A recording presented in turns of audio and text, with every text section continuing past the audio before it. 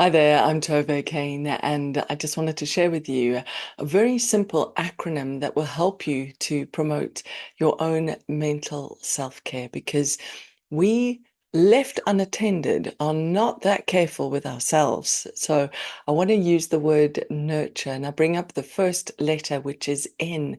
And in a way, we have to nurture that inner child. Now, here's an example. If you are holding a little baby, right, you would never think about throwing the baby, right? It's not possible. You would only be concerned to hold the baby carefully. Yet we don't hold our minds carefully. We don't hold our inner dialogue with care and concern. We're actually quite rough on ourselves. We call ourselves names, and that can be very cruel and hurtful. And this is a reminder that that is not serving us. So if you want to up your energy, this is the way. You got to nurture yourself. That you represent unwinding. We are so tight in stress. Our physical shoulders are stressed. Our jaw is stressed. Our hands are locked into stress. Our body feels stressed. So practice this exercise where you spin your hands like this and you just do this spin, spin, spin, spin, spin, and out of nowhere, grab your nose and ear. You'll notice it's actually not an easy exercise to do. This is like a kind of brain gym, which enables us through the art and the practice of getting physical, helps us to unwind mentally as well. As we continue the acronym nurture, the R comes to being radiant. Now, if you consider radiant, it's coming from a center point outwards, right? Most of the time, what we are doing is judging from a center point. In other words, pointing out and judging others or judging ourselves. So we need to have a different kind of radiance, a radiance that just is more accepting and optimistic and a bit kinder if you breathe in.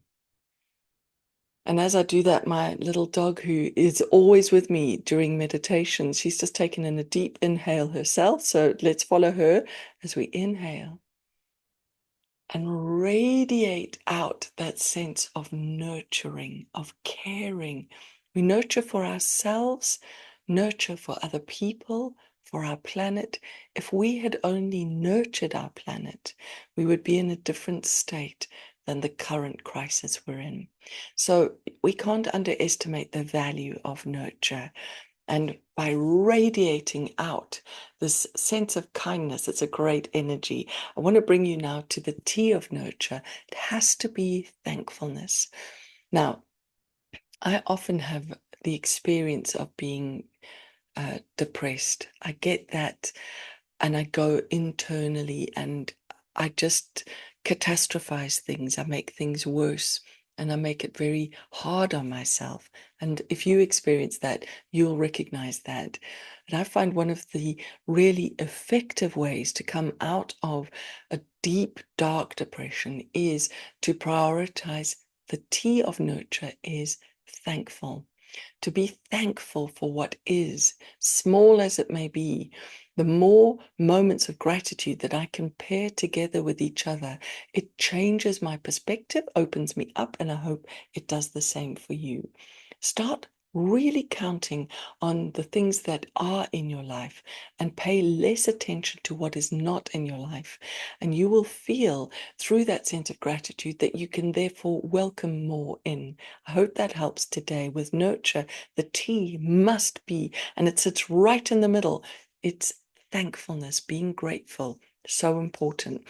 The U is about being unconditional. If we behave in a way that is only in response to other people, in other words, based on conditions, we might not get the kind of interaction from people that we hope for. And we've got to take our power back. We need to know that the sovereignty lies with us.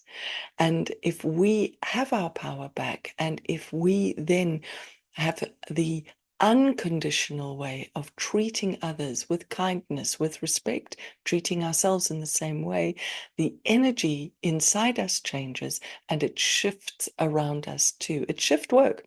Someone's got to do it. So, just a reminder there, just how important it is. Make your actions unconditional. Really do it for the higher good and focus on that. Don't do a thing to get a thing. The next that I'd like to remind you of is the R of being restored, restoration, and rest. We do a lot of rushing around and we can't sustain that pace. We need to prioritize rest. So please, if I can encourage you, and once again, the little dog's done that too. Hello, my darling. You know, when they do that shaky thing before they go down into a deep rest, she's just done that now. And she knows that it is important to rest. If we don't rest, we can't show up in the next phase of our lives. This is important for our energy. We can't be go, go, go. Sometimes we need to rest. So prioritize that restoration, okay? And finally, we come down to the E, and that is embrace self care. It's not a luxury. It's not a thing to do in the future. It's not being selfish. It's absolutely essential.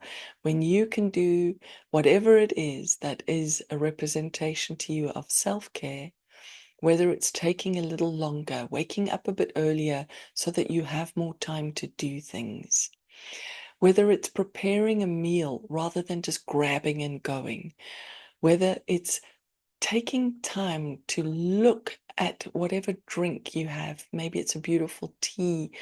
Look at the color of it, feel the temperature of it, notice the shape and feel of the cup in your hand. Just taking these times are opportunities for self-care. Just slow down a little bit. And I hope that this helped you today to help you to nurture. Please feel free to comment. And thank you so much for taking time to nurture yourself today. I'm Tove Kane. Be kind to yourself and those around you.